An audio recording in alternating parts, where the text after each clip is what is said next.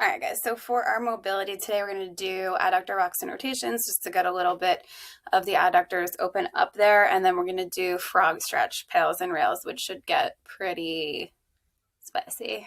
All right, so adductor rocks and rotations, getting set up.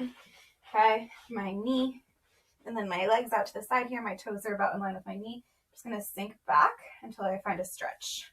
Nice little stretch there in my adductors. I'm going to press away from the floor, tip my tailbone up just a touch. Okay, rocking in, pushing out, pulling in, pulling out, making sure I don't round under and then I've gone too far. So make sure you keep that neutral spine position. Okay, and then you'll do your rotations,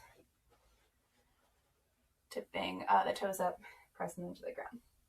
So 8 to 10 rocks, 8 to 10 rotations each side, pressing away from the floor, abs tight, making sure your pelvis doesn't tuck under as you rock. All right, so you have to find a position where you get a stretch in the groin there without tucking under. And if you do tuck under, honestly, you'll probably lose that stretch anyway. When you rock, make sure you hold a good position. This is if you're going deeper into a squat. So you wouldn't want to tuck your tailbone under and lose your spine position just to go deeper into a squat. So then you're going to do your frog stretch, PAILs and rails. So you're going to get into frog stretch position here. Okay. If I'm here, I don't feel a stretch, right? So I'm going to pull myself back, trying to keep that neutral spine position until I feel like, okay, I'm in a stretch that I clearly can feel the stretch, but I can definitely sit into this stretch and breathe into it for a minute and a half. So 90 seconds.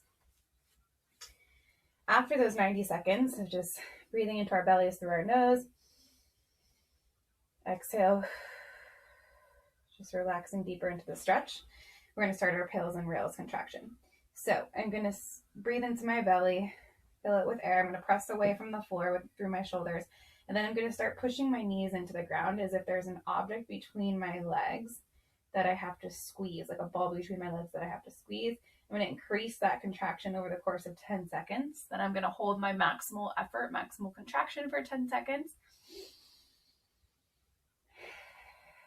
Pressing, squeezing something between my legs.